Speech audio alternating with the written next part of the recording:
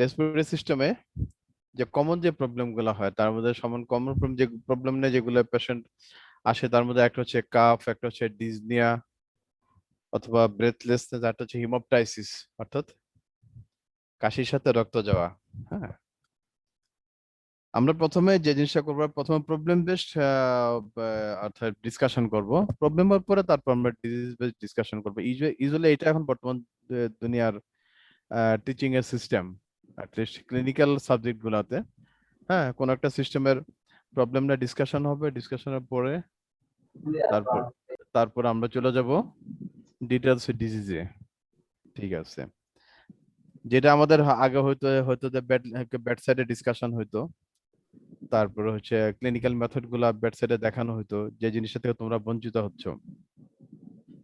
হ্যাঁ, তোমরা যে কাজটা করবা, হ্যাঁ, যেহেতু আমরা এখন বেড সাইডে তোমাদেরকে আনতে পারতেছি না, হ্যাঁ, করোনার প্যান্ডেমিকের কারণে, তোমাদের যেহেতু সবারই স্মার্টফোন আছে, ইউটিউব সুযোগ আছে, ইন্টারনেট কানেকশন আছে, যতগুলা সিস্টেম আছে আমাদের, যতগুলো সিস্টেম ক্লিনিক্যাল মেথড এক্সামিনেশন আছে, সবগুলা সিস্টেম তোমরা সবগুলা প্রত্যেকে ইউটিউব ভিডিও পাওয়া যায়। ইউটিউব ভিডিও তোমরা দেখে একটা আন্দাজ কেন, পাশাপাশি তুমি ক্লিনিক্যাল মেথডটা পড়বা। আমাদের ক্লিনিক্যাল মেথডে বই আছে কয়েকটা, তার মধ্যে কমনলি গ্রাজুয়েশন লেভেল ইউজ করা হয় ম্যাকলিওড এবং হাচিসন, এই দুটো হচ্ছে কমনলি ইউজ করা হয়। এটা ছাড়াও আরো অনেক বই আছে, হ্যাঁ, সিমন টালি বই আছে। হ্যাঁ, তো আমরা কমনলি ম্যাকলিওড হাচিসনই ব্যবহার করি বাংলাদেশে। তো ওদের ওই বইগুলোতে ক্লিনিক্যাল মেথড কিভাবে আছে সেগুলা দেখবা, পাশাপাশি তোমরা ডেমনস্ট্রেশন করবা ফ্রম ইউটিউব ভিডিও। প্রত্যেকটা ইউটিউবে তো সাধারণত ভিডিওগুলো থাকে যেখানে বলা থাকে, মানে যেখানে তাদের কিভাবে কিভাবে তারা সিরিয়ালি ধরনের রেসপিরেটরি সিস্টেম, কার্ডিওভাস্কুলার সিস্টেম, সবগুলো সিস্টেম এক্সামিন করা হয়, এই জিনিসগুলো সম্বন্ধে একটা ধারণা দেওয়া হয়। এগুলো তোমরা বই পড়ার পাশাপাশি এই জিনিসটা ডেমনস্ট্রেশন করলে কিছুটা ধারণা পাবা। তারপরে যদি তোমাদের সুযোগ থাকে তখন প্র্যাকটিসটা আলটিমেটলি যখন তোমাদের জন্য ক্লাস টাস খোলা হবে, অথবা যখন তোমাদের জন্য ইয়াটা হবে, মানে ওয়ার্ডে আসার সুযোগ থাকবে, তখন ওয়ার্ডে আসা রোগীদের উপর প্র্যাকটিস করবা, অথবা সিনাররা যে প্র্যাকটিস করে সেটা দেখবা। আচ্ছা, ঠিক আছে, এখন আমরা চলে আসি গিয়া আজকে আমরা রেসপিরেটরি সিস্টেমের কাফ নিয়ে ডিসকাশন করি। কাফের ক্ষেত্রে যেটা বলা হয় থেকে কাফ, বা সেটা আমরা বাংলা বলা হয় কাশি। কাফ কাফের ক্ষেত্রে যেগুলো বলা হয় যে কাফ কত ধরনের হইতে পারে। হঠাৎ হয় একিউট একটা কাফ হইতে পারে, ক্রনিক কাফ হইতে পারে, যে কমন। ঠিক আছে, আচ্ছা, এখন যখন কাফ কোনার পেশেন্ট তোমার কাছে বলবে যে আসলে আমার কাশি, এতদিনের কাশি, পেশেন্টের কমপ্লেন থাকবে যে patient present to you with complaints of cough, তখন তোমরা সাধারণত কি হিস্ট্রিটা নিবা? হিস্ট্রিটা ইম্পর্টেন্ট। হ্যাঁ, তোমরা একটা হিস্ট্রি নিতে পারো যে আপনার কাশিটা কতদিন, মানে ডিউরেশন অফ দি কাফ। আর ইট ইজ অ্যাকিউট মানে অল্প দিনের কাফ, মানে অল্প দিনের হিস্ট্রি, অথবা ক্রনিক ক্রনিক কাফ বলা হয় 3 সপ্তাহ বা তার বেশি, সেটাকে সাধারণত ক্রনিক কাফ বলা হয়ে থাকে। ঠিক আছে, মানে কেউ একুইট কাফ নিয়ে আসলো না ক্রনিক কাফ নিয়ে আসলো, এটা একটা কোশ্চেন করা যেতে পারে। 2 নম্বর কোশ্চেন করা হয় যে সাধারণত আর it is productive or not, অর্থাৎ কাফের সাথে স্পুটাম প্রোডাকশন হচ্ছে কি হচ্ছে না, that is important. Sputum production হলে তাহলে আমরা প্রোডাক্টিভ কাফ বলি, আর যদি স্পুটাম প্রোডাকশন না হয় তাকে হচ্ছে নন প্রোডাক্টিভ কাফ বলি, অথবা অ্যানাদার নাম ইজ ড্রাই কাফ।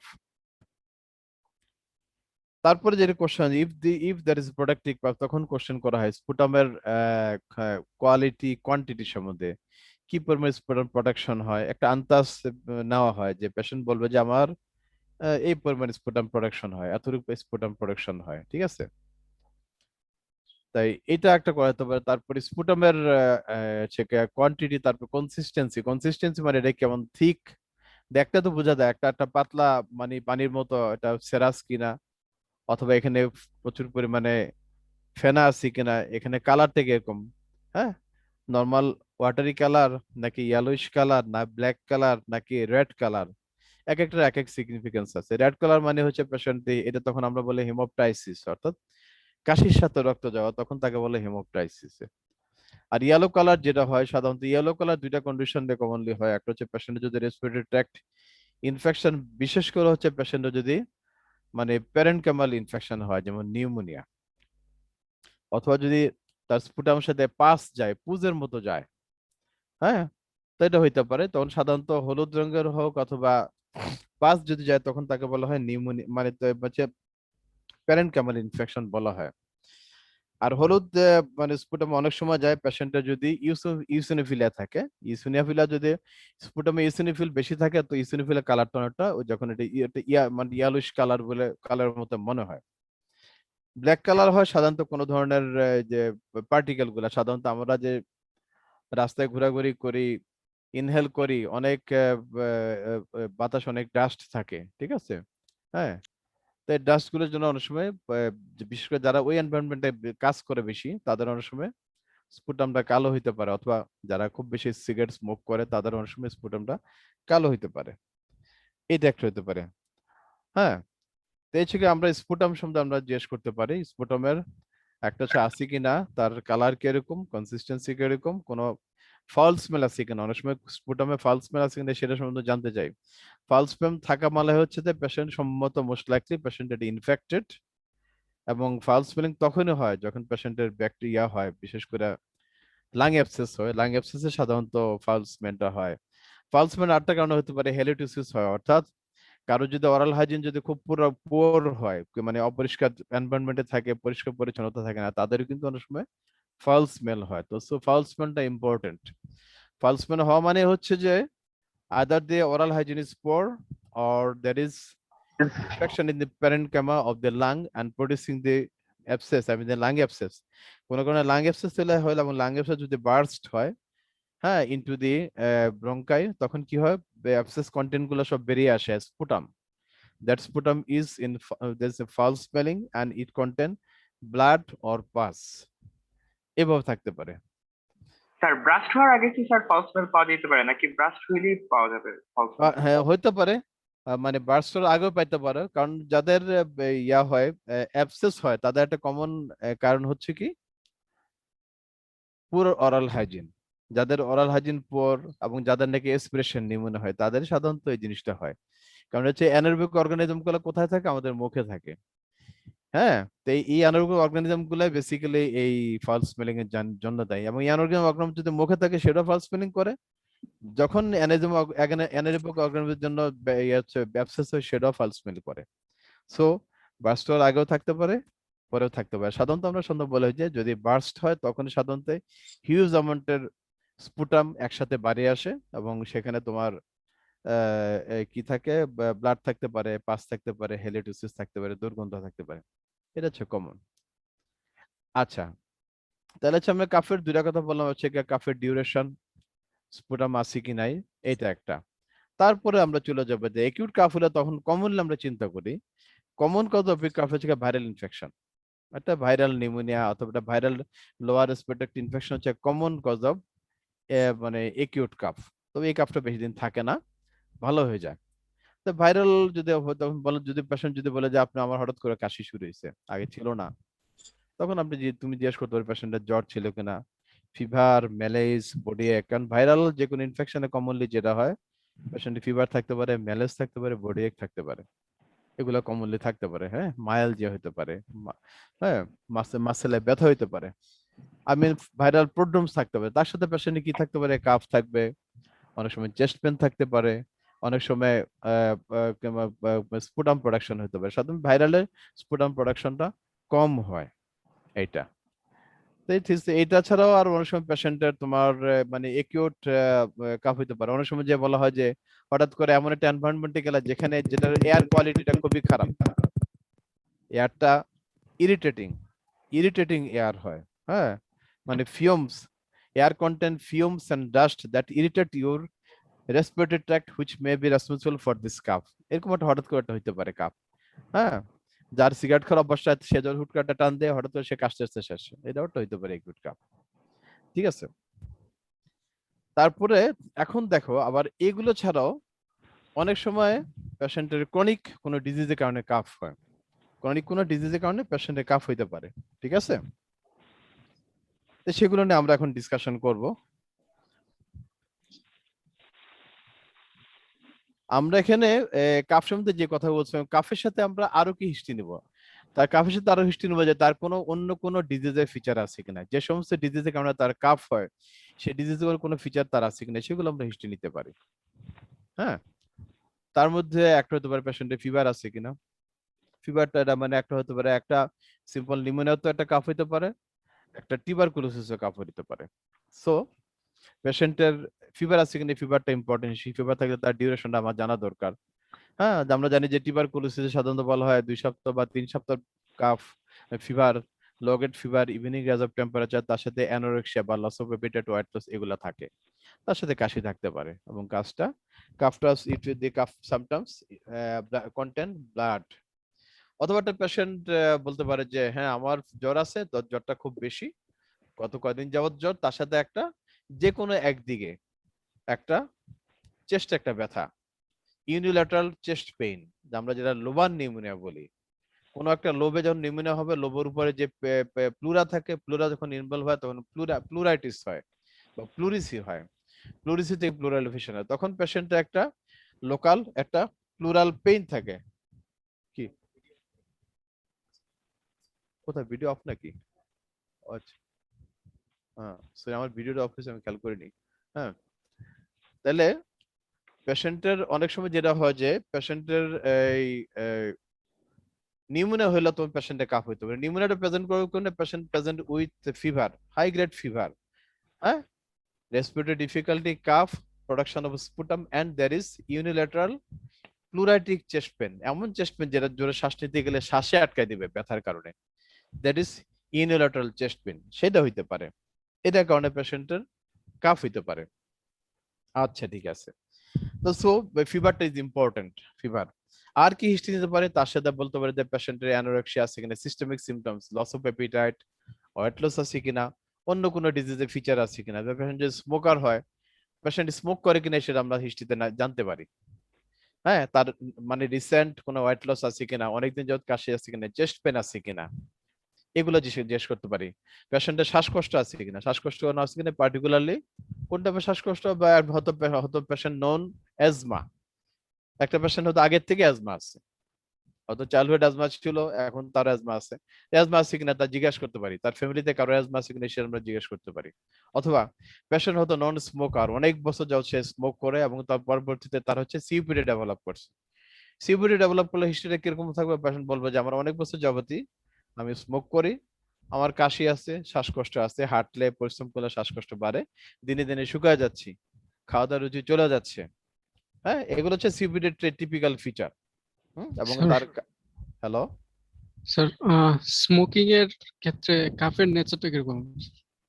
স্মোকিং এর ক্ষেত্রে তো স্মোকিং এর কারণে কাফের নেচারটা অনেক ভাবে হইতে পারে। এই যে যার যে কোনোদিন স্মোকি করে নাই, সে যদি হঠাৎ দুইটা টান দেয় তাহলে তো তার কাশি শুয়ে যাবে, এটা একিউট কাফ, এটা গেল একটা। আর যারা রেগুলার হেবিচুয়াল স্মোকার তাদের কাফ অনেক ধরনের হইতে পারে। সাধারণত তারা যেটা হয়, যারা ওই যে মানে আমরা বলা ক্রনিক ব্রঙ্কাইটিস, পালমোনারি আর্টারি এমফাইজমা, এটা হচ্ছে কি সিপিডির ডিজিজ। ক্রনিক ব্রঙ্কাইটিস পেশেন্টের সাধারণত প্রথম দিকে সাধারণত কোনো কিছু থাকে না, ইনিশিয়ালে কোনো সিমটম থাকে না। যখন তার ক্রনিক ব্রঙ্কাইটিস ডেভেলপ করে, যখন ব্রঙ্কাইটিস হয় তখন তার কাশি হয়, যখন ব্রঙ্কাইটিস হয় তখন তার কাশি হয়। এবং দেখা যায় ইনিশিয়ালি প্রথম কয়েক বছর শুধু প্রত্যেক বছরে কয়েক মাস তার কাশি থাকা, আবার ভালো হয়ে যায়। হ্যাঁ, patient complaints of cough for few months in the successive few years, কয়েক বছরেই প্রথম মানে কয়েক বছরে দেখবে তার কাশি থাকবে, এবং সে কাশটা সাধারণত হবে কি প্রত্যেক বছরে কয়েক মাস থাকবে, 2-3 মাস থাকবে, থাকার পরে ভালো হয়ে যাবে, আবার গ্যাপ দিয়ে আবার কাশি শুরু হবে। এটা এপিসোড মানে একটা এপিসোড অফ ব্রঙ্কাইটিস। যখন পেশেন্ট স্মোক করে তার ওই যে ব্রঙ্কাই গুলাতে ইনফ্লামেশন হয়, ইনফ্লামেশন যখন হয় তখন কি হয়, তার কাশি হয়। হ্যাঁ, এবং কাশিটা কিন্তু দিনের রাতে যে কোনো সময় হয়, তবে it is more marked at night. এটা হলো গুরুত্বপূর্ণ জিনিস। So patient complaints of cough successively for few months for the consecutive few years, and the cough is usually dry, তবে sometimes is productive, it is scanty sputum থাকে, কখনো কখনো scanty sputum থাকে। হ্যাঁ, অল্প স্পুটাম হয়, তবে calf is more marked at night, that is important. আচ্ছা, স্মোক রিলেটেড কাফের একটা বর্ণনা।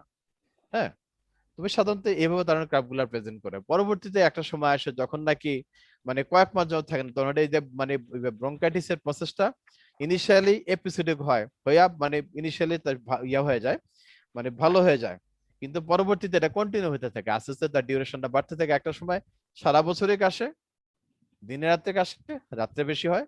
প্রথম প্রথম শুধু কাশে, পরবর্তীতে দেখা যাবে তার শ্বাসকষ্ট শুরু হয়। শ্বাসকষ্ট শুরু হয় বলতে প্রথম প্রথম তার কি হয়, শ্বাসকষ্টটা হয় যে পেশেন্টের জন্য এমন এক্সারশন, পরবর্তীতে একটা সময় যাবে উইথ মিনিমাম এক্সারশন, তারপর যাবে অ্যাট রেস্ট, পরবর্তীতে আর তারপর পুরো রেস্টে তার কাশি হবে। এটা হচ্ছে সাধারণত তাদের কাফ এই ধরনের প্যাটার্ন হয়। এখানে একটা গুরুত্বপূর্ণ জিনিস তোমাদের জানতে হবে যে যে এই যে কাফের বর্ণনা দিলাম, এই যে কাফগুলা, হ্যাঁ, এগুলো সাধারণত তোমার হচ্ছে গিয়া ব্রঙ্কিয়াল মানে এয়ারওয়ে ডিজিজের জন্য কাফগুলো হয়। আমরা তাহলে তুমি হিস্ট্রির মধ্যে কি নিলা, একটা হচ্ছে গিয়া কাফ আছে কিনা, ডিউরেশন, তারপর হচ্ছে গিয়া প্রোডাকশন আছে কিনা, প্রোডাকশন স্পুটাম আছে কিনা, স্পুটামের ডিটেলস বর্ণনা নিলা, আর হচ্ছে গিয়া সিমটমস অফ অ্যাসোসিয়েটেড ডিজিজ। আমরা জানি যে কোন কোন ডিজিজে কাফ হয় সেটা আমাকে জানতে হবে। আমরা যদি কাফটাকে মানে ইয়া করি, অ্যানাটমিক্যালি ক্লাসিফাই করি, সোর্স অফ কাফ অ্যানাটমিক্যালি আমরা ক্লাসিফাই করতে পারি ফেরিংস থেকে শুরু করে লেরিংস, ট্রাকিয়া, ব্রঙ্কাই, লাং প্যারেনকাইমা। তোমরা এভাবে যদি মানে এভাবে যদি তোমরা অ্যানাটমিক্যালি ক্লাসিফাই করতে পারো, হ্যাঁ, তাহলে হচ্ছে কি তোমার অ্যানাটমিক্যাল হচ্ছে কি প্রথম হচ্ছে কি ফেরিংস, নেজোফেরিংস, ওরোফেরিংস, তারপর হচ্ছে লেরিংস, তারপর নিচে কি আছে, তারপর হচ্ছে তোমার ব্রঙ্কাই, ট্রাকিয়া, ব্রঙ্কাই, তারপরে ব্রঙ্কাই একসময় শেষ, তারপর হচ্ছে কি লাং প্যারেনকাইমা। তুমি সেভাবে ওটা ক্লাসিফাই করতে পারো। তা ক্লাসিফাই করলে তুমি সেভাবে ক্লাসিফাই করলে তুমি সেভাবে হিস্ট্রি নিবা, যে বলবো যে আপনার কি একদম শুরু করে ফেরিংস থেকে, ফেরিংস থেকে কি বলতে পারে পেশেন্টে, বলবো যে আপনার এই যে কোনো ধরনের ইয়ে আছে কিনা, যেরকম নেজাল প্রবলেম আছে না, নেজোফেরিংস, ওরোফেরিংস, রেঞ্জোফেরিংস আমরা যদি বলি আর কি। কারো যদি সাইনোসাইটিস থাকে, সারা বছর নাক বন্ধ থাকে, সারাদিন সারা বছর নাক দিয়ে পানি পড়ে, আজকে বাম নাক বন্ধ, কালকে ডান নাক বন্ধ, সারা বছর এই সমস্যা থাকে, তাদের কি হয়, নেজাল সিক্রেশন হয়। হ্যাঁ, নেজাল সিক্রেশন হয় যখন রাত্রেবেলা শোয়, তখন সিক্রেশন গুলা পিছন দিয়া যে পোস্টেরিয়র নেজাল অ্যাপারচার বা পোস্টেরিয়র কোয়ানা বলে, সেই কোয়ানাতে সিক্রেশন গুলা নিচে নামে আসে। কোথায় আসে? ফেরিংসে আসে। ফেরিংস থেকে আলটিমেটলি নিচের দিকে নামে, একসময় আসা ইট ইরিটেট দি এয়ারওয়ে এবং কাফ তৈরি করে।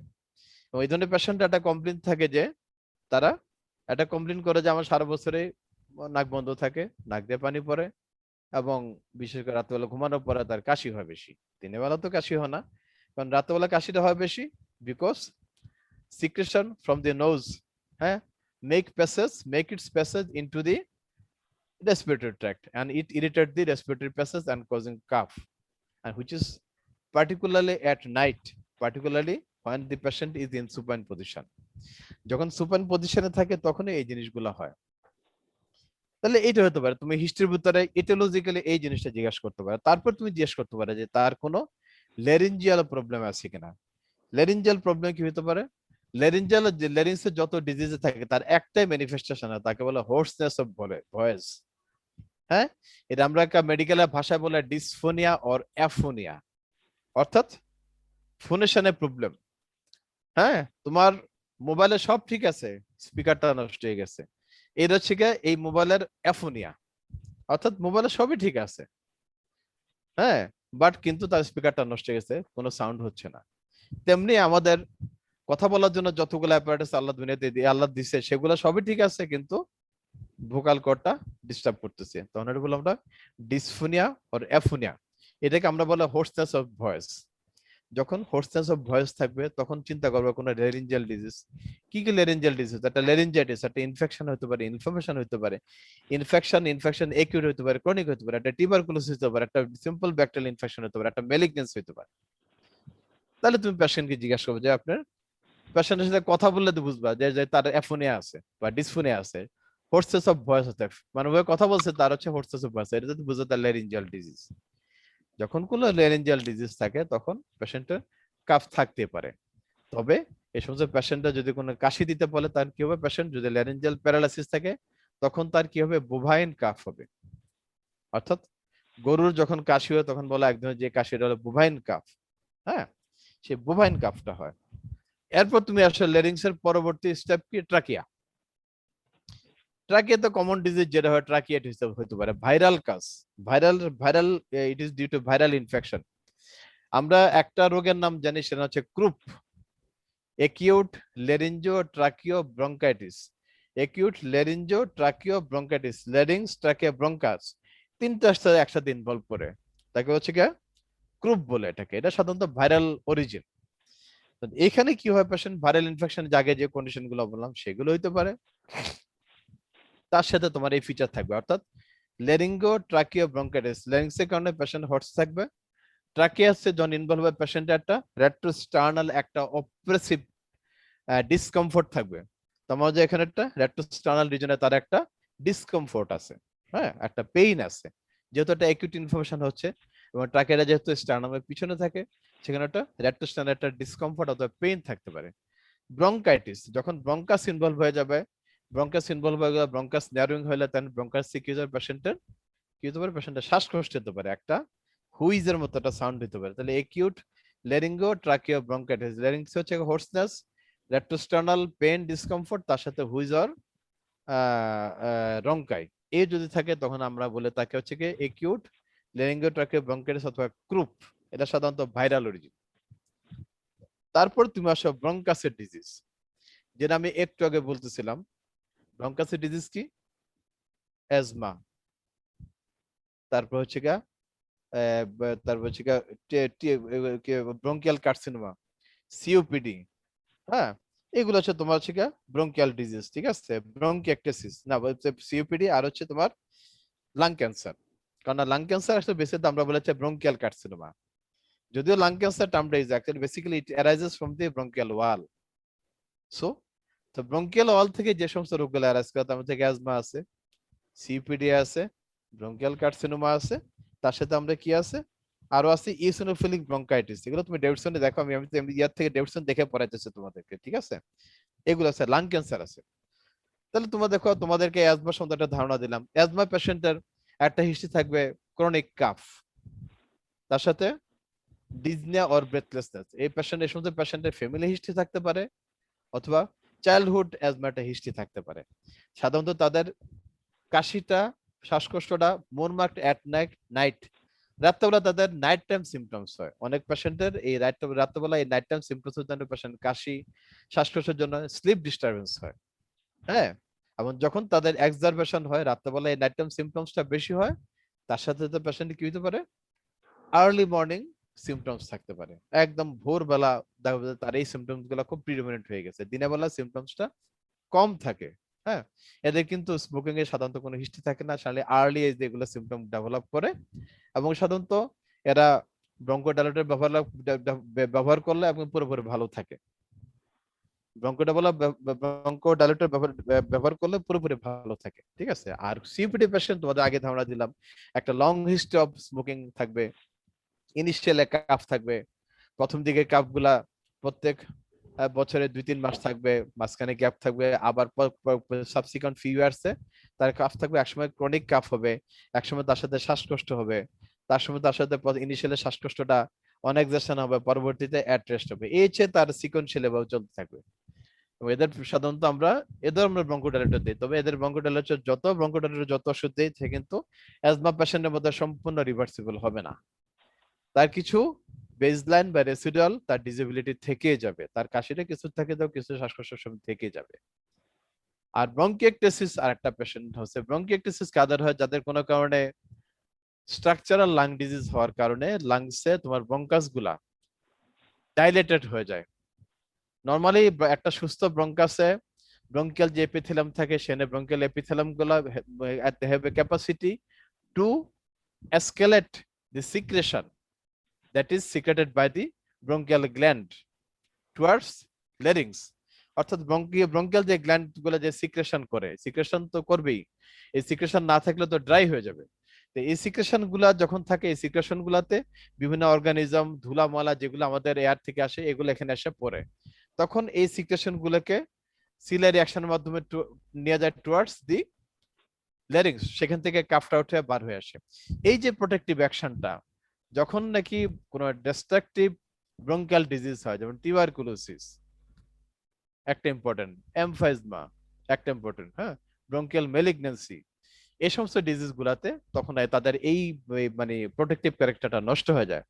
এবং কি হয়, তাদের কিন্তু রিমডেলিং হয়, রিমডেলিং হয়ে তাদের ওয়ালটা ডাইলেটেড হয়ে যায়। তো ডাইলেটেড হয়ে যায়, এখানে কি হয়, তোমার যেহেতু ওয়াল ডাইলেটেড থাকে, এখানে অলওয়েজ সিক্রেশন জমে, এন্ড সিক্রেশন গুলো কিন্তু সে আনএবল টু এক্সক্রিট, সে কাফ আউট করে বার করতে পারে না।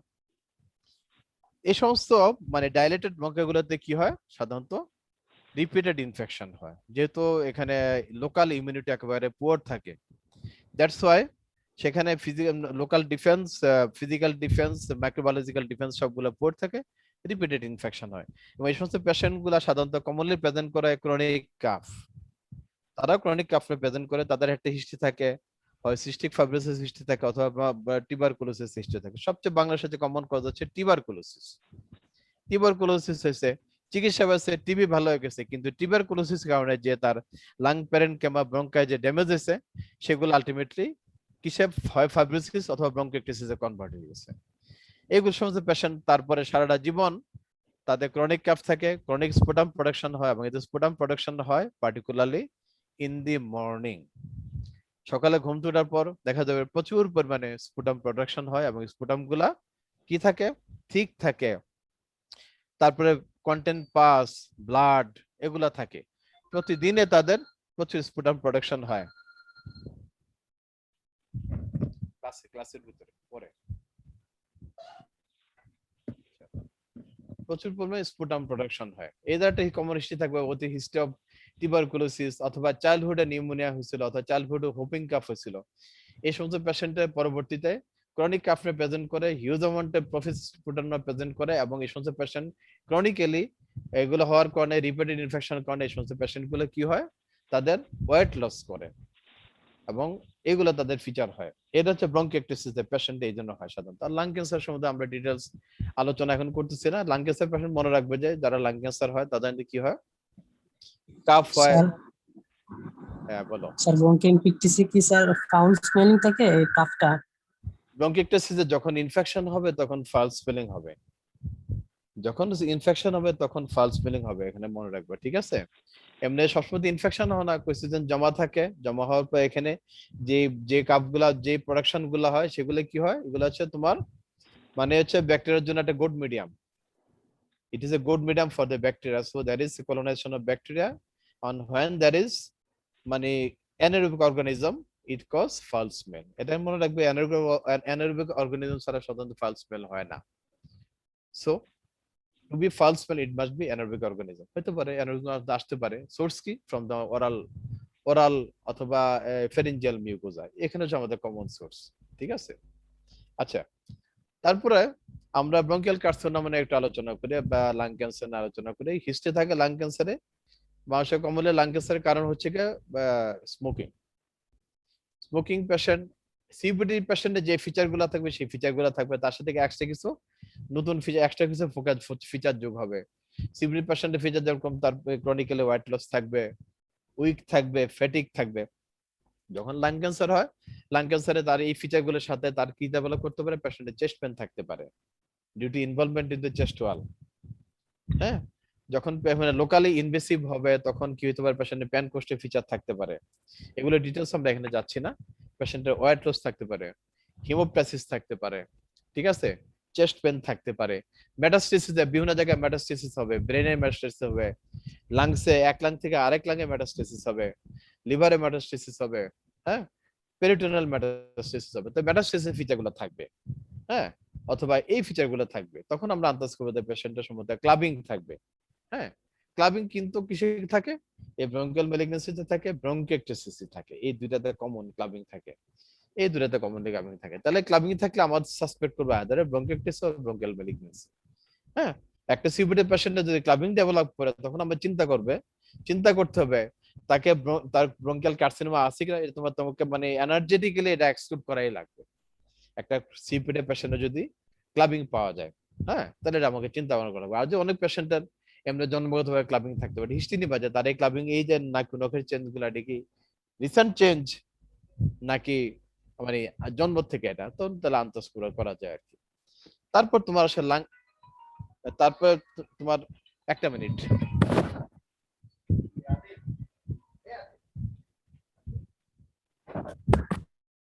তারপর তোমার দেখো ডেভিডসনে কি আছে, ওই বক্সটাতে দেখো লাং প্যারেন্ট কানেকশনের কথা আছে, লাং প্যারেন্ট কানেকশনের কথা আছে। শোনা যাচ্ছে? হ্যালো হ্যালো, শোনা যাচ্ছে? হ্যাঁ, তোমরা কেউ জি স্যার। রেসপন্স? হ্যাঁ, ঠিক আছে, জি আচ্ছা। স্যার। মাঝখানে চলে গেছিলাম সেজন্য। তারপর আমরা আলোচনা করি যে লাং প্যারেন্ট কেমন কোনো ডিজিজ আছে কিনা। লাং প্যারেন্ট আমরা আলোচনা করতে পারি। লাং প্যারেন্ট কেমন ডিজিজ মধ্যে কি কি হতে পারে? নিউমোনিয়া, টিউবারকুলোসিস, হ্যাঁ, ব্রঙ্কিয়াল টিউবারকুলোসিস হতে পারে, সেটা হচ্ছে বেশি বেশি না, তবে আমার কমন হচ্ছে লাং প্যারেনকামাল টিউবারকুলোসিস। নিউমোনিয়া আছে, টিউবারকুলোসিস আছে, হ্যাঁ। তারপর সেটা এখানে আবার তোমার ব্রঙ্কিয়াক্টিসিসের কথা আছে। ব্রঙ্কিয়াক্টিসিস আসলে বেসিক্যালি লাং প্যারেন্ট, যদি এটা ব্রঙ্কিয়াক্টিসিস ডিজিজটা এখানে যদি আমি ডেভিডসনে বলা আছে, ব্রঙ্কাইতে বলা নাই, কিন্তু লাং প্যারেন্টকে বলা আছে। বেসিক্যালি আসলে ব্রঙ্কাইতে লাং প্যারেন্ট দুইটা ইনভলভ হয়। কেন বলতেছি তোমাদের ব্যাখ্যা দিচ্ছি। Bronchiectasis it is a disease of bronchial wall. যদি ডেভিডসনে বলা আছে যে এটা ব্রঙ্কিয়াল ডিজিজ না, কিন্তু এটা ব্রঙ্কিয়াল ওয়ালের ডাইলেশনের কারণে। কিন্তু যখন ইনফেক্টিভ এক্সারবেশন হয় তখন তার চারিদিকে যে যে প্যারেনকামা যেটা আছে সেটা ইনভলভ হয়ে যায়। তখন তার কি হয়? ইনফেক্টিভ এক্সারবেশনের কারণে ব্রঙ্কিয়াক্টিসিসে কি হয়? ইনফেক্টিভ এক্সারবেশন যখন হয় তখন তার যে প্যারেনকামা ইনভলভ হয়, প্যারেনকামা থেকে আলটিমেটলি পুরা পর্যন্ত ইনভলভ হতে হয়। তার ব্রঙ্কিয়াক্টিসিস পেশেন্টের যখনই তার ইনফেকশন হবে, স্পুটাম বাড়বে, তার নিউমোনিয়ার মতো ফিচার প্রেজেন্ট করবে এবং তার প্লুরাইটিসও থাকবে। So bronchiectasis is basically it is a disease of both lung parenchyma and both lung parenchyma and হচ্ছে bronchial wall, হ্যাঁ। কিন্তু যদি এখানে ডেভিডসন তার একটা study করছে, এটা মানে lung parenchyma রাখছে, but it is basically a disease of bronchial wall, but it involves the lung parenchyma and pleural. Sir কথা শোনা যাচ্ছে না। এখন শোনা যাচ্ছে? জি স্যার। ওকে, এখন তাহলে আমরা লাং প্যারেন্ট আসলে লাং প্যারেন্ট সবচেয়ে কমন ডিজিজ হচ্ছে টিউবারকুলোসিস। হ্যাঁ, টিউবারকুলোসিস তাহলে কিভাবে প্রেজেন্ট করে? টিউবারকুলোসিস মানে আমাদের দেশে একটা কমন ডিজিজ। যে কোনো মানুষের যদি 2 সপ্তাহ আগে বলতে হয় 3 সপ্তাহ, এখন বলে 2 সপ্তাহ, কারো যদি কাশি থাকে, chronic cough, either it is associated with sputum production or not, তার সাথে নাইট টাইমস বা ইভিনিং রেজ অফ টেম্পারেচার থাকে, তার সাথে loss of appetite, weight loss যদি থাকে, পেশেন্টের যদি কোনো সাইডে যদি চেস্ট পেন থাকে, ডিজনিয়া অথবা শ্বাসকষ্ট থাকে, তখন আমাদের এই যে সিমটমগুলোর একটা ডিফারেন্সিয়াল ডায়াগনোসিস হচ্ছে টিউবারকুলোসিস, এবং এটাতে মেইন ডিফারেন্সিয়াল ডায়াগনোসিস মনে রাখবা। বাংলাদেশে বসবাস করে কোন মানুষের 2 সপ্তাহ 3 সপ্তাহ কাশি আছে, গায়ে গায়ে জ্বর আছে, রাতে রাতে জ্বর আছে, খাওয়া দাওয়া করতেছে না, শুকিয়ে যাচ্ছে, চোখ বন্ধ করে তুমি বলে দেবে টিউবারকুলোসিস, আনলেস আদারওয়াইজ প্রবলেমটা ইনভেস্টিগেশন করে কনফার্ম করা লাগবে। তো টিউবারকুলোসিস সম্বন্ধে তোমরা যেহেতু প্যাথোলজি সবখানে ডিটেইলস পড়ছো। আচ্ছা স্যার, এই টিউবারকুলোসিসের ক্ষেত্রে স্যার আমরা এই 2 মাস 3 মাস 2 সপ্তাহ 3 সপ্তাহ না স্যার 1 সপ্তাহ কেন হয় না স্যার? মানে এটার না না, তো টিউবারকুলোসিস তোমার ধরো যে যে তার প্যাথোলজিক প্রসেসটা, এটা তো লং টার্ম, এটা ক্রনিক ডিজিজ, এটা তো ক্রনিক ইনফেকশন, এটা একিউট ইনফেকশন, যেটা pneumonia acute infection, lobar pneumonia acute infection, chronic infection 2 থেকে 3 সপ্তাহ, মিনিমাম 3 সপ্তাহ। কারণ টিউবারকুলোসিস মনে করে একজন মানুষের যদি লাংসের টিউবারকুলোসিস হয়, জীবনে হয়তো দেখা যাবে 5 থেকে 10 বছর আগে এসে বসে রয়েছে। একটা মানুষের যদি টিউবারকুলোসিস হয়, হ্যাঁ, দেখা যাবে যে একটা রেনাল টিউবারকুলোসিস যদি বলা হয়, রেনাল টিউবারকুলোসিসের জীবাণুটা তার শরীরে থাকে মিনিমাম 8 থেকে 10 বছর আগে, কিন্তু সে টিউবারকুলোসিস করে না। টিউবারকুলোসিসে জীবাণুর একটা ইম্পর্টেন্স হয়, তার সে ডরমেন্ট থাকতে পারে, সে ডরমেন্ট থাকতে পারে, পরবর্তীতে কোন এক সময় যখন সুটেবল কন্ডিশন পায়, যখন হোস্টের ইমিউনিটি সাপ্রেসড হয়, তখন সে প্রেজেন্ট করে ডিজিজ নিয়ে। সো এটা একটা খেয়াল করবা, একটা টিউবারকুলোসিস ইনফেকশন আর একটা টিউবারকুলোসিস ডিজিজ। ইনফেকশন সবার শরীরে আছে, বাংলাদেশে কার শরীরে ইনফেকশন না এটা বলা মুশকিল। তুমি যদি টিউবারকুলিন টেস্ট করো, দেখবে যে সবারই টিউবারকুলিন টেস্ট পজিটিভ। তার কারণ আমরা এমন একটা দেশে আছি যেখানে এত ডেন্সলি পপুলেটেড মানুষ, এবং এখানে টিউবারকুলোসিস ইনসিডেন্স এত বেশি। টিউবারকুলোসিস সবার শরীরে বিল্ট ইন আছে, মনে রাখতে হবে, কারণ কিন্তু কারো ডিজিজ করে না, ডিজিজ যখন করে তখনই ডিজিজ হয়। তা আমরা এখানে এত ডিটেলসে যাচ্ছি না, টিউবারকুলোসিস প্যাথোলজির মধ্যে এখানে আমরা ডিটেলসে যাচ্ছি না। সো টিউবারকুলোসিস যখন হয়, পেশেন্টে কি হয়? পেশেন্টের লাং প্যারেনকাইমা ডিস্ট্রাকশন হয়, হ্যাঁ, পেশেন্টের লাং প্যারেনকাইমা ডিস্ট্রাকশন। টিউবারকুলোসিস এটা প্রাইমারি টিউবারকুলোসিস আছে, পোস্ট প্রাইমারি টিউবারকুলোসিস থেকে প্রোগ্রেসিভ প্রাইমারি টিউবারকুলোসিস, 3 ধরনের আছে। প্রাইমারি টিউবারকুলোসিস যেটা সাধারণত টিনেজ যে বাচ্চাদের হয়, যেটা সাধারণ পেশেন্ট ফিভার, কাফ, এক্সেডের ইউনিল্যাটারাল চেস্ট পেন প্রেজেন্ট করে। এক্সরে করলে দেখানে পাওয়া যায় যে এখানে কিছু কি থাকে সাধারণত লাংসে একটা প্যারেনকাইমাল ওপাসিটি থাকে, ওই সেম দিকে একটা লিম্ফ নোড এনলার্জমেন্ট থাকে। হ্যাঁ, উইদাউট এনি ট্রিটমেন্ট বেশিরভাগ ক্ষেত্রে ভালো হয়ে যায়। যদি এটা প্রোগ্রেস করে, লাংসের ডিজিজটা যদি প্রোগ্রেস করে, তখন প্রোগ্রেসিভ প্রাইমারি টিউবারকুলোসিস করে। তখন বলে ওই লাংসের প্রাইমারি লিশনটাই আস্তে আস্তে প্রোগ্রেস করে একটা টিউবারকুলোসিস করতে পারে। আদারওয়াইজ সাধারণত এটা ভালো হয়ে যায়। ওই টিউবারকুলার জীবাণুগুলো their content within the lymph node, lymph নোডের ভিতরে দেয়ার কন্টেন্ট করে, ওখানে ভিতরে থেকে যায় due to body's immune system যে their content within the lymph node. এটা হচ্ছে। তবে এটার সাথে আরো অনেক কিছু জড়িত থাকে, এত ডিটেলস যাচ্ছি না। এখান থেকে আবার মিলিয়ারিয়া টিউবারকুলোসিস হতে পারে, অথবা মিলিয়ারিয়া ডিসেমিনেশনে পুরো শরীর ছড়াইতে পারে, কোনো ডিজিজ না করতে পারে, পরবর্তীতে কোনো এক সময় ডিজিজ করতে পারে। এত ডিটেলসে যাচ্ছি না। তো এখানে তোমরা টিউবারকুলোসিস পেশেন্ট আমরা এইভাবে সাসপেক্ট করবো। আমরা সাধারণত পেশেন্টের cough, sputum production, haemoptysis, weight loss, anorexia, হ্যাঁ, কখনো কখনো শ্বাসকষ্ট, এক্সরে করলে ওপাসিটি, প্লুরাল এফিউশন। আমরা স্পুটাম যদি অ্যাসিড ফাস্ট বেসিলে স্টেন করে সেখানে acid fast bacilli positive, acid fast bacilli পেতে পারি, যেটা আমরা টিবি হিসাবে ধরে নিই। হ্যাঁ, আরো অনেক পরীক্ষা করা যায়। হ্যাঁ, এগুলো করে আমরা টিবি ডায়াগনোসিস করি। টিউবারকুলোসিস আমরা এইভাবে পেতে পারি। আচ্ছা, তারপরে তোমার ব্রঙ্কিয়েক্টাসিস আমরা আলোচনা করলাম। আর তারপর আছে পালমোনারি ইডিমা, একটা ইম্পর্টেন্ট জিনিস। পালমোনারি ইডিমা এখন আমরা আলোচনা করি। কাশির একটা ইম্পর্টেন্ট কজ হচ্ছে পালমোনারি ইডিমা। পালমোনারি এডিমা কিভাবে কাশি করে? পালমোনারি এডিমা কখন করে? What is pulmonary oedema? অর্থাৎ accumulation of fluid in the lung parenchyma, particularly in the alveoli, particularly in the dependent part of the lung. কেউ যদি বসা থাকে নিচের পার্টে, কেউ যদি শোয়া থাকে ব্যাক সাইডে, তার মানে হচ্ছে যে collection of fluid in the dependent part of the lung, তাকে বলা হয় সাধারণত পালমোনারি এডিমা। পালমোনারি এডিমা দুই ধরনের আছে, একটা কার্ডিওজেনিক আর হচ্ছে নন কার্ডিওজেনিক। কার্ডিওজেনিক হচ্ছে যখন কার্ডিয়াক কোনো কারণে হয়, তখন কি হচ্ছে সেখানে হাইড্রোস্ট্যাটিক প্রেসার বেশি হওয়ার কারণে, যখন কার্ডিয়াক কজ মানে কোন কার্ডিওজেনিক কখন কখন বলা হয়, যখন পেশেন্টের লেফট ভেন্ট্রিকেলে কোনো ধরনের ইনএফিসিয়েন্সি থাকে, তখন কি হয় পেশেন্টের পালমোনারি ভেনাস প্রেসার বাড়ে। পালমোনারি ভেনাস প্রেসার বাড়ার কারণে সেখানে পালমোনারি ক্যাপিলারিতে কি হয়, ওজিং হয়। ওজিং হয় ultimately fluid accumulated into the alveoli. এর হচ্ছে কি মানে cardiogenic pulmonary oedema. Cardiogenic pulmonary oedema cause হচ্ছে এগুলো হতে পারে অ্যাকিউট মায়োকার্ডিয়াল ইনফাকশন। হ্যাঁ, অ্যাকিউট মায়োকার্ডিয়াল ইনফাকশনের কারণে হইতে পারে, অথবা পেশেন্টের যদি কারো যদি ক্রনিক কোনো ডিজিজ থাকে, যেমন ক্রনিক ইসকেমিক হার্ট ডিজিজ অথবা হাইপারটেনসিভ হার্ট ডিজিজ, তাদের কি হতে পারে পেশেন্টের কনজেস্টিভ কার্ডিয়াক ফেলিওর হতে পারে। ঠিক আছে, অথবা একটা পেশেন্টের অ্যাকিউট মায়োকার্ডিটিস, অ্যাকিউট একটা হার্ট ফেলিওর হইতে পারে। হ্যাঁ, তাহলে একটা অ্যাকিউট মায়োকার্ডিটিস একটা ক্রনিক কারণ হতে পারে, হার্ট ফেলিওর কারণ হতে পারে hypertensive heart disease, ischaemic heart disease, ischaemic cardiomyopathy, অথবা একটা অ্যাকিউট এমআই, অথবা একটা পেশেন্ট অ্যাকিউট এমআই ছিল, অ্যাকিউট এমআই থেকে পেশেন্ট হঠাৎ করে একটা ভালভ ইনসাফিসিয়েন্সি হলো, তাহলে হতে পারে।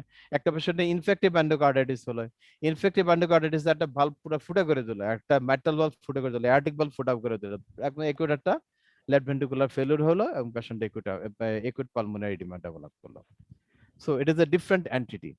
তাহলে হচ্ছে অ্যাকিউট পালমোনারি এডিমা কারে, মানে পালমোনারি এডিমা কারে বলবো, যখন তার আন্ডারলাইন কোনো হার্ট ডিজিজ অ্যাকিউটে মানে আগের থেকে ছিল অথবা অ্যাকিউটে ডেভেলপ করলো, এরকম একটা হিস্ট্রি আমরা নিতে পারি।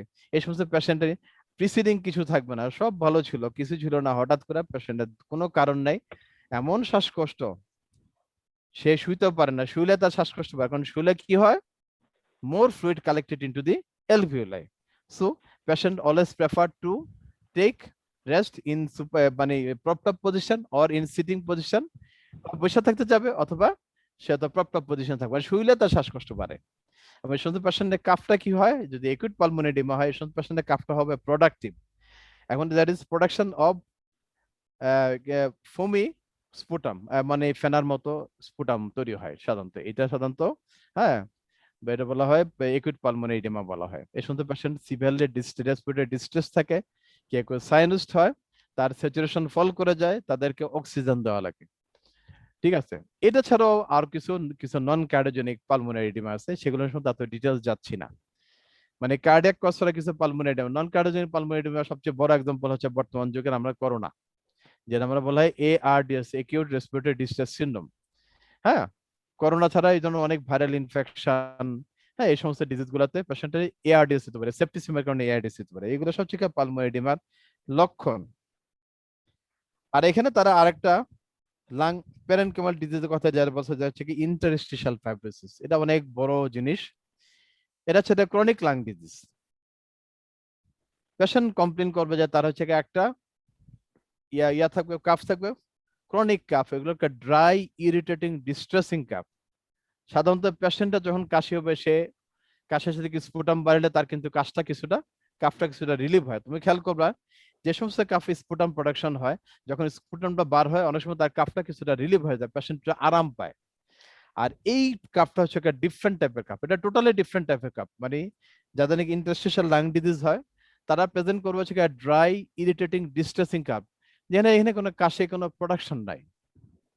যেহেতু এখানে ক্রনিক লাং ডিজিজ হয় এবং লাং ডিজিজ হচ্ছে lung parenchyma is replaced by fibrous tissue. আমাদের লাং প্যারেনকাইমা তোমরা যা জানো সেটা কি থাকে, লাং প্যারেনকাইমাতে আমরা কি থাকে, অ্যালভিওলা থাকে, ইন্টারস্টিশিয়াল টিস্যু থাকে, ব্লাড ভেসেল থাকে, অ্যালভিওলার ভিতরে তোমার অনেকগুলো সেল থাকে, ম্যাক্রোফেজ থাকে, সারফেক্টেন্ট প্রডিউসিং সেল থাকে, সারফেক্টেন্ট থাকে। তাহলে এই যে এত সব জিনিস, this are replaced by fibrous tissue. অনেকগুলা এটিওলজি হচ্ছে আননোন, অনেকগুলো ইজ নোন, অর্থাৎ অনেকগুলো কারণ জানা যায়, অনেকগুলো কারণ কিছুই জানা যায় না।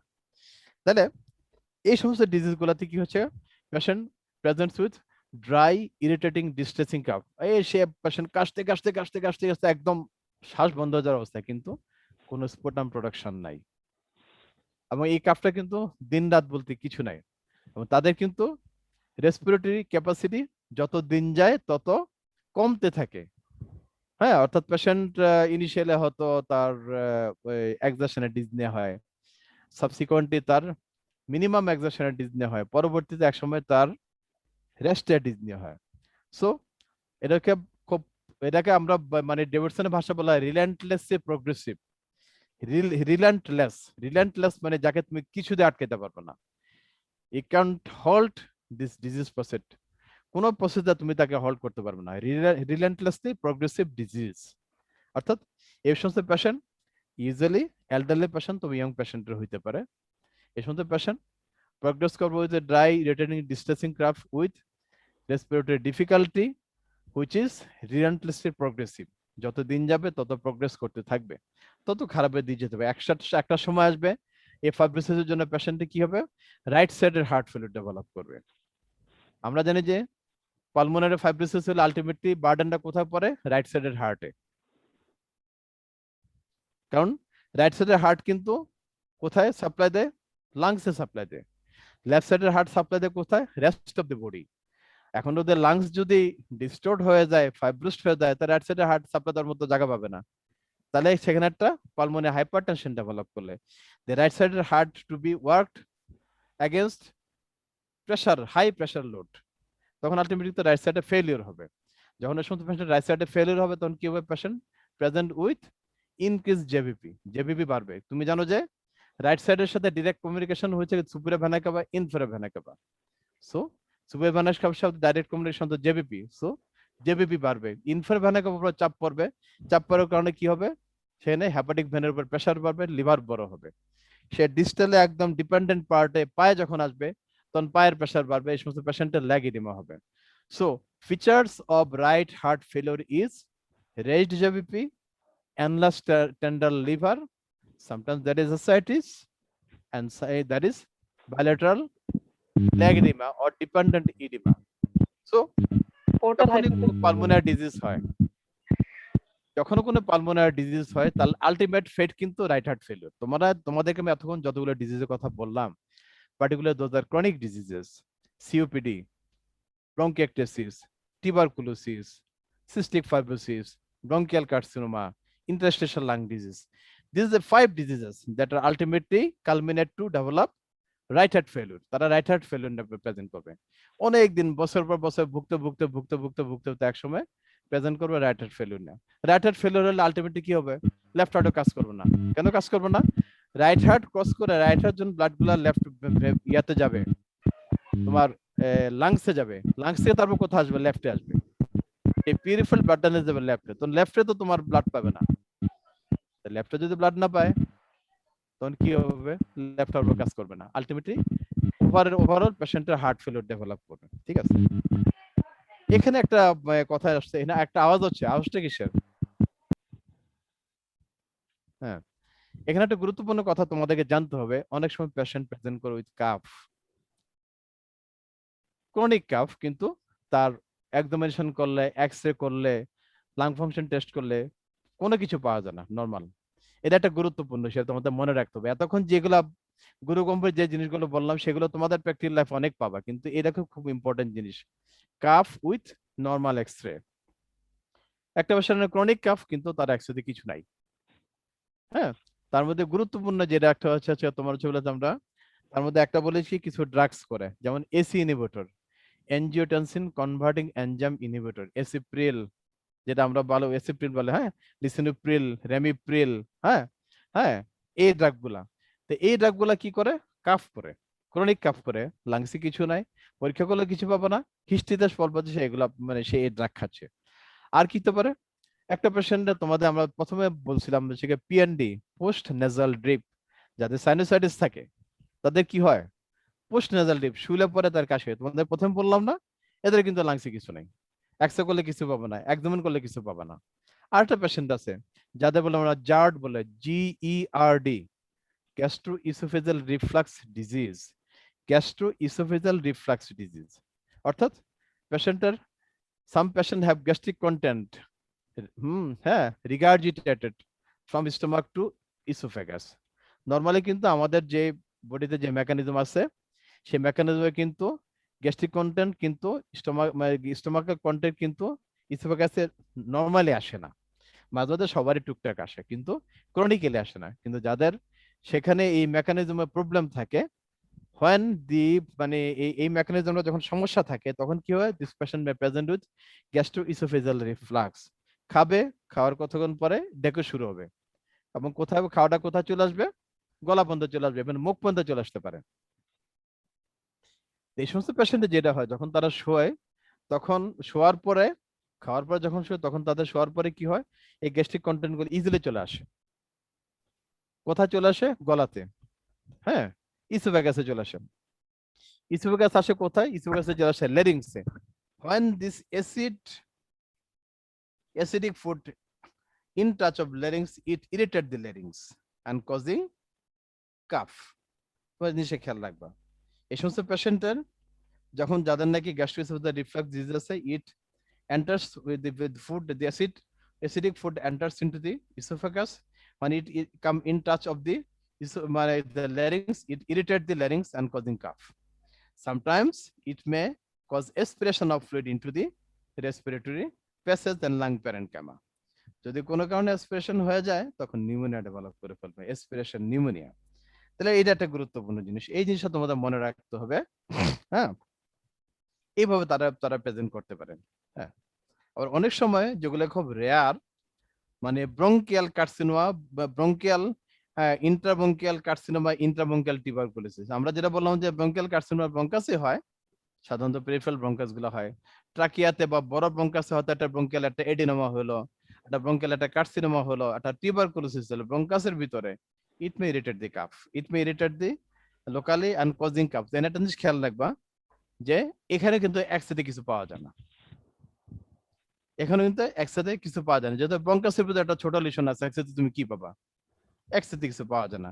তাহলে তোমাদেরকে এই জিনিসগুলা খেয়াল রাখতে হবে যে একটা পেশেন্টের, হ্যাঁ, কাফ আছে কিন্তু কিছু পাচ্ছে না, তখন তোমাকে মাথায় রাখতে হবে সে কি খেয়েছে, সে কোন ধরনের জানে গ্যাস্ট্রোইসোফেজাল রিফ্লাক্স তার আছে কিনা হিস্ট্রিতে জিজ্ঞেস করবা, সে সিনোভিটার পায় কিনা হিস্ট্রিতে জিজ্ঞেস করবা, হ্যাঁ, তারা টিউবারকুলোসিস কার্সিনোমার কোনো রিস্ক আছে কিনা সেটা জিজ্ঞেস করবা। হ্যাঁ, এই জিনিসগুলো তোমরা জিজ্ঞেস করতে পারো। তারপর হচ্ছে যে এসপিরেশনের কথা তার এখানে বলা হয়েছে, তুমি দেখো এই বক্সের শেষের দিকে আছে এসপিরেশন। এসপিরেশনের কথাটা একটু তোমাদের সঙ্গে আলোচনা করি। আবার আওয়াজটা হচ্ছে, তোমরা আওয়াজটা বন্ধ করো, আওয়াজটা হচ্ছে কেন, তোমাদের ইয়াটা সাইলেন্ট করো, আওয়াজ হচ্ছে। এক্সপ্রেশনটা খুব গুরুত্বপূর্ণ জিনিস। সাধারণত সুস্থ মানুষ মানে যে ফিজিক্যালি হেলদি, যার নাকি নর্মাল রেসপিরেটরি ট্র্যাক্ট আছে, মানে তার সাধারণত এক্সপ্রেশন হয় না। এক্সপ্রেশন হয় সাধারণত এল্ডারলি পেশেন্টের। এক্সপ্রেশন হওয়ার কতগুলো থাকে। এল্ডারলি পেশেন্টের হয়, তারপরে যে সমস্ত পেশেন্টের এয়ার অর্ডার প্রোটেক্টেড থাকে না, unconscious patient, semi conscious patient, তাদের এয়ার অর্ডার প্রোটেক্ট থাকে না। নর্মাল আমরা জানি যে যখনই কোনো কন্টেন্ট, আমাদের ওরাল কন্টেন্ট যখন নাকি ল্যারিংসের কাছে আসে, এটা কাশিতে হেসে বার করে দিবে, ল্যারিংসে সে ঢুকতে দিবে না। যখন রেসপিরেটরি মানে এয়ার অর্ডার প্রোটেক্টেড থাকে না, তখন এই ঝামেলাগুলো হয়। পার্টিকুলার বৃদ্ধ patient, unconscious patient, semi conscious patient, অথবা যে নাকি ঢুক গিলতে পারতেছে না, পেশেন্টের একটা স্ট্রোক আছে, ঢুক গিলতে পারতেছে না, অথবা পেশেন্টের ইসোফেগাসে এমন একটা স্ট্রাকচার লিশন আছে, একটা ক্যান্ডিডিয়াসিস আছে, একটা ক্যান্সার আছে, সে মানে ঢুক গিলতে পারতেছে না, তার হচ্ছে ডিগ্লুটেশনটা পুয়ার, আলটিমেটলি এই কন্টেন্ট গুলো সব রেসপিরেটরি ট্র্যাক্টে ঢুকে। হ্যাঁ, তাহলে এই জিনিসগুলো, এই ধরনের কোনো সিচুয়েশন যারা হয়, তাদের ক্ষেত্রে তোমার এসপিরেশন নিউমোনিয়া হয়। এসপিরেশন নিউমোনিয়া হলে কি, পেশেন্টের নিউমোনিয়া প্রেজেন্ট করে, তার সাথে এই সিনারি গুলো থাকে। এসপিরেশনের হিস্ট্রি মানে একটা নিউমোনিয়া হিস্ট্রি থাকবে, তার সাথে এই যে সিনারি, যে এই যে প্রিসিডিং মানে মানে ফ্যাক্টর গুলো আছে, এই ফ্যাক্টর গুলো কোনো একটা থাকলে তখন আমরা চিন্তা করবো এসপিরেশন নিউমোনিয়া। এখন তোমরা খেয়াল করো যে, তাহলে তুমি দেখো একটা পেশেন্টের যখন আমরা কাফ থাকবে, আমরা তাহলে কি কি চিন্তা করব। একটা পেশেন্টের কাফ থাকলে আমরা তার হিস্ট্রি নিব, তার কাফটা কত দিনের, এটা প্রোডাক্টিভ কিনা, প্রোডাক্টিভ হলে স্পুটাম সম্বন্ধে আমরা ডিটেলস হিস্ট্রি নিব। তারপর হচ্ছে তার ডিউরেশন যেটা আলোচনা করলাম, তারপর হচ্ছে তার হচ্ছে আন্ডারলাইং কজের হিস্ট্রিটা নিব। হ্যাঁ, আন্ডারলাইং কজের হিস্ট্রিটা তুমি যদি হিস্ট্রিটা এভাবে নিতে পারো, যেভাবে বললাম অ্যানাটমিক্যাল হিস্ট্রিটা নিতে পারো, অথবা পেশেন্ট জন্য কোনো অবভিয়াস কোনো কারণ যদি থাকে যেটা তুমি ফিজিক্যালি বুঝতেছো, তাহলে ওই হিস্ট্রিটাকে তুমি গুরুত্ব দেবে বেশি। ঠিক আছে, একটা পেশেন্ট যদি হঠাৎ করে কাশি হলো, তুমি তার ভাইরাল ইনফেকশন আছে কিনা সেটা তুমি হিস্ট্রি নিবা। এখন তুমি ইনভেস্টিগেশনে আসো, সাধারণত একিউট কাফ হলে, ভাইরাল ইনফেকশন হলে আমরা সাধারণত বিশেষ কোনো ইনভেস্টিগেশন কিছুই করি না। হ্যাঁ, আর যদি ক্রনিক কাফ হয়, আমরা যদি ওই কারণগুলো হয় যেগুলো বললাম, ক্লিনিক্যালি কিছু তুমি পেলে না, লাংসে কিছু পেলে না, তখন তো আমরা চেক করলাম, চেষ্টা যদি কিছু না, তখন আমরা ওই হিস্ট্রি গুলা আবার একটু পুনরায় চেষ্টা করে যায় এগুলো তার কিছু আছে কিনা, এটা গুরুত্বপূর্ণ। আর যদি আন্ডারলাইং কজ থাকে, এটা কার্ডিয়াক কজ হোক, রেসপিরেটরি কজ হোক, তখন আমাকে অ্যাডিকুয়েটলি এই সমস্ত পেশেন্টে ইনভেস্টিগেট করা লাগবে, চেস্ট এক্স-রে করা লাগবে।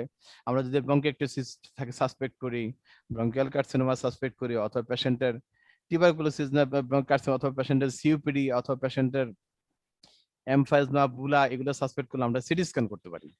ঠিক আছে, চেস্ট এক্স তো তোমরা করবেই। স্পুটাম আমরা যদি পাই, ক্রনিক কাফ যদি হয়, স্পুটাম আমরা এফবি স্ট্যান করতে পারি, এফবি স্ট্যান করে আমরা দেখতে পারি। ঠিক আছে, তারপর যে পেশেন্টের যদি আমরা ব্রঙ্কিয়াল কার্সিনোমা সাসপেক্ট করি, আমরা সেখান থেকে যে সাসপেক্টেড যে মাস, যেটা সিটি স্ক্যান বা এক্সরেতে পারলাম, সেটা আমরা এফএনএসি করতে পারি। অথবা যদি লিম্ফ নোড বড় থাকে, পালপেবল যদি কোনো লিম্ফ নোড থাকে সুপ্রাক্লেভিকুলার অথবা সার্ভাইকাল রিজনে, সেই লিম্ফ নোড আমরা বায়োপসি করে দেখতে পারি, এটা আমরা করতে পারি। অথবা আমরা যদি চিন্তা করি যে পেশেন্টের ব্রঙ্কিওলক্টাইটিস অথবা ডিপিএলডি, যেটা আইএলডি, ইন্টারস্টিশন লাং ডিজিজ, যদি আমরা চিন্তা করি, তাহলে সেক্ষেত্রে আমরা পেশেন্টের এইচআরসিটি, হাই রেজলিউশন সিটি স্ক্যান করতে পারি। এইচআরসিটি সাধারণত আমরা দুইটা কন্ডিশনই করি, একটা হচ্ছে পেশেন্টের ডিপিএলডি যদি চিন্তা করি বা আইএলডি যদি চিন্তা করি, হ্যাঁ, অথবা পেশেন্টের যদি ব্রঙ্কিওলক্টাইটিস চিন্তা করি, সেক্ষেত্রে আমরা এইচআরসিটি করে দেখতে পারি, এগুলো আমরা দেখতে পারি।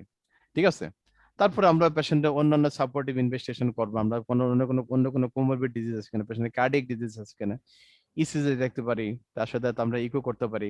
Baseline investigation, complete blood count, ESR, পেশেন্টের ডায়াবেটিস আছে কিনা, রেনাল ফাংশন ঠিক আছে না, লিভার ফাংশন ঠিক আছে না, এগুলো আমরা দেখতে পাই। তাহলে তোমাদের খেয়াল রাখবা যে ডায়াগনস্টিক ইনভেস্টিগেশন অফ কাফের মধ্যে chest X-ray, CT scan, CT guided FNAC, ultrasound guided FNAC, sputum examination, এগুলো হচ্ছে, অথবা পেশেন্টের লাং বায়োপসি, এগুলো হচ্ছে ডায়াগনস্টিক ইনভেস্টিগেশন। আর হচ্ছে বাইগুলোতে সাপোর্টিভ ইনভেস্টিগেশন, এগুলো আমরা করে দেখতে পারি। তো ঠিক আছে, আজকে আমরা এই পর্যন্তই দেখলাম, আমরা কাফ নিয়ে একটু ডিটেলস আলোচনা করলাম। আমাদের নেক্সট যে ক্লাস হবে ইনশাল্লাহ, সেই ক্লাসে আমরা ডিসনিয়া এবং হিমোপ্লাসিস আমরা ডিসকাশন করবো ইনশাল্লাহ। তোমাদের কারো কোনো কোশ্চেন, এখনো 6 মিনিট সময় আছে, তোমাদের কারো কোনো কোশ্চেন থাকলে বলতে পারো। স্যার, হ্যাঁ বলো। স্যার যে একটা পেশেন্টের টিবি হিস্ট্রি ছিল আগে, তারপরে দেখা গেল প্রপার ট্রিটমেন্ট নিছে, কিন্তু তারপরে রিসেন্ট করোনা হওয়ার কারণে টিবিটা আবার ডেভেলপ করছে, এই ক্ষেত্রে তার ট্রিটমেন্ট কি হবে? না করোনা হয় নাকি টিবি ডেভেলপ করছে মানে কি এটাকে ডায়াগনোসিস কনফার্ম হয়েছে? ডায়াগনোসিস কনফার্ম হয়েছে কিনা? টিবি ডেভেলপ করছে কিনা বুঝলাম, পেশেন্টে তো মানে স্পুটাম করে যদি তুমি বা ডায়াগনোসিস কনফার্ম জি করতে পারো স্যার, তাহলে ডায়াগনোসিস কনফার্ম হওয়ার পরে স্যার বোঝা গেছে যে স্যার আবার টিবি হয়েছে। good. এই ক্ষেত্রে আমাদের একটা গুরুত্বপূর্ণ মানে একটা মানে ইস্যু চলে আসতেছে, কারণ টিবি প্রথমবার আমরা যখন চিকিৎসা দিই তখন কিন্তু এটা ক্যাটাগরি 1 এর চিকিৎসা দিই আমরা, কিন্তু WHO এর যে রেজিমেন্ট সেটা আমরা ইউজ করি ক্যাটাগরি 1 ক্যাটাগরি 2। একটা জিনিস খেয়াল রাখবে, একবার প্রথমবার টিবির কিন্তু আমরা ক্যাটাগরি 1 এর চিকিৎসা দিলাম, সে ভালো হয়ে গেল। এখন আবার নতুন করে যখন টিবি ধরা পড়লো তখন আমার মাথায় চিন্তা আসবে এটা ডিআর টিবি কিনা, ডিআর টিবি হচ্ছে ড্রাগ রেজিস্ট্যান্ট টিবি কিনা। সেক্ষেত্রে আমরা স্যার হ্যাঁ। স্যার সেকেন্ড টাইম টিবিটা হচ্ছে স্যার যে এফএনসি করার পরে হুম, দেখা গেছে যে গ্রানুলোমাটাস ইনফ্লামেশন। না গ্যানোসিস ইনফেকশন পাইলে যে টিবিটা বলতে পারবো না। তোমার মোট কথা হলে ডেফিনেটলি কিসে হচ্ছে, লাংসে করছে। হ্যাঁ, ইনফেকশন যে লাংসে গ্রানুলোমাটাস ইনফেকশন অনেক কারণে হতে পারে। তোমার টিবির জন্য হতে পারে, সার্কোডিসিস জন্য হতে পারে, ডিপিএল এর জন্য হতে পারে। শুধু গ্রানুলোমাটাস ইনফেকশন পাইলে হবে না, তার সিনারিওটা টিবির থাকা লাগবে, রেডিওলজিক্যালি টিবির ফিচার থাকা লাগবে। তোমার যদি স্পুটাম যদি এ বি নাও পাই তো আমরা কালচার করতে পারি, অথবা পেশেন্টের আমরা জিনস এক্সপার্ট করে দেখতে পারি। অনেকগুলো অপশন আমাদের হাতে এখন আছে। কিন্তু আমি বলছি ধরো টিবি ডায়াগনোসিস হয়েছে, এই পেশেন্ট আমরা কোন ক্যাটাগরি চিকিৎসা দেবো, দ্যাট ইজ ইম্পর্টেন্ট। যেহেতু একবার টিবি ছিল ভালো হয়ে গেছে, আবার নতুন টিবি ডায়াগনোসিস আমরা ক্যাটাগরি 2 এর চিকিৎসা দিব। পাশাপাশি তার যে স্যাম্পল আছে সেই স্যাম্পল পাঠাবো আমরা ডিআর টিবি আছে কিনা, ড্রাগ রেজিস্ট্যান্ট টিবি আছে কিনা সেটা জানার জন্য। সেটা আমরা কিভাবে করতে পারি, আমরা জিন এক্সপার্ট মেশিন দিয়ে করতে পারি। এবং জিন এক্সপার্ট মেশিনে যদি আমরা তার ড্রাগ রেজিস্ট্যান্ট মানে রিফাম্পিসিন রেজিস্ট্যান্স আমরা শুধু জিন এক্সপার্ট মেশিনে একটা ড্রাগের রেজিস্ট্যান্সে দেখতে পারি, সেটা হচ্ছে রিফাম্পিসিন। যদি রিফাম্পিসিন রেজিস্ট্যান্স আমরা পেয়ে যাই তাহলে বলতে হবে যে এটা ড্রাগ রেজিস্ট্যান্ট টিবি। এবং কারো যদি রিফাম্পিসিন রেজিস্ট্যান্স থাকে তাহলে ধরে নিতে হবে আনলেস আদারওয়াইজ এটা হচ্ছে MDR TB, multi drug resistant TB. সেই ক্ষেত্রে আমাদেরকে এমডিআর টিবি কনফার্ম করে তাকে এমডিআর টিবি চিকিৎসা দেওয়া লাগবে। আর কোনো কোশ্চেন? আর কারো কোনো কোশ্চেন থাকলে বলতে পারো। স্যার এমডিআর টিবিটা কিভাবে কনফার্ম করব? এমডিআর টিবি কিভাবে ডায়াগনোসিস করে? এমডিআর টিবি হচ্ছে হ্যাঁ। কনফার্মটা স্যার জিন এক্সপার্টের মাধ্যমে তো শুধু এই যে জিন এক্সপার্ট আমরা রিফাম্পিসিন একটা সাসপিশন করি, এটা কনফার্ম একটা, করতে দিয়ে জি স্যার, ওটা থেকে তোমার কালচার করতে হয়। ওই যে তোমার যে অর্গানিজম সেটাকে আমরা কালচার করি। হ্যাঁ, কয়েকভাবে কালচার করা যায়, লয়েনস্টেন জনসন মিডিয়াতে কালচার করা যায়, কালচার করা যায়, লিকুইড মিডিয়াম আছে, ব্যাকটেক সিস্টেম আছে। হ্যাঁ হ্যাঁ, তারপরে এইগুলো আছে, আর এমজিআইটি আছে, কতগুলো এখন অনেকগুলো আধুনিক কালচার মিডিয়াম আছে যেগুলো খুব লয়েনস্টেন জনসন মিডিয়ামতে 6 সপ্তাহ লাগে, অন্যান্যগুলো 2 সপ্তাহ লাগে। কালচার করে দেখি সেই কালচার থেকে কালচারে আইসোলেট নিয়ে আমরা ডিএসটি করি, ড্রাগ সাসেপ্টিবিলিটি টেস্টিং করি। অর্থাৎ ড্রাগ সাসেপ্টিবিলিটি টেস্টিং আমাদের টিউবারকুলোসিসে অ্যান্টিটিবি যতগুলো ড্রাগ আছে সবগুলো ড্রাগে আমরা সাসেপ্টিবিলিটি টেস্ট করি। যদি পায় যে আইসোনিয়াজ এবং রিফাম্পিসিন রেজিস্ট্যান্স পাই তাহলে হচ্ছে কি আমরা এমডিআর, অন্যগুলো থাক বা না থাক আইসোনিয়াজ এবং রিফাম্পিসিন রেজিস্ট্যান্স পাইলে সেটা হচ্ছে কি এমডিআর টিবি। তখন আমরা এমডিআর টিবির জন্য আলাদা প্রটোকল আছে, শর্ট মানে ইয়ার থেকে শর্ট কোর্স আছে, লং কোর্স আছে, ওই কোর্স মতো আমরা চিকিৎসা দিই। আর কার কোনো কোশ্চেন থাকলে বলতে পারো। কোশ্চেন না থাকলে তাহলে আমরা আজকে এখানে শেষ করি। তোমরা আগামী ইয়াতে মোটামুটি হচ্ছে ডিজনিয়া বা ব্রেথলেসনেস এবং হিমোপ্টাইসিস এই দুটো পড়ে আসবে। তোমরা ডেভিডসনই পড়ো, বেশি পড়ার দরকার না। আমি তোমাদের ডেভিডসনের বাড়ি যাচ্ছি না, ডেভিডসন থেকে তোমাদের সামনে রেখে পড়াচ্ছি। হ্যাঁ, ডেভিডসনটা একটু দেখে নিও আর তোমাদের ক্লিনিক্যাল মেথড গুলো একটু দেখো, কারণ পরবর্তীতে যখন শেষ করবো আমরা ক্লিনিক্যাল মেথডটা যখন ডিসকাশন করবো তখন আমরা কিন্তু ওই যে ভিডিওগুলা তোমরা নিজেরা দেখবা, ভিডিওগুলা আমিও হয়তো ভিডিওগুলো আপলোড করে তোমাদেরকে দেখাবো, পাশাপাশি এগুলো তখন আমরা মুখোমুখি ডিসকাশন করব। ঠিক আছে, তো শুধু আজকে এখানে শেষ। তো সবাইকে ধন্যবাদ। ওকে।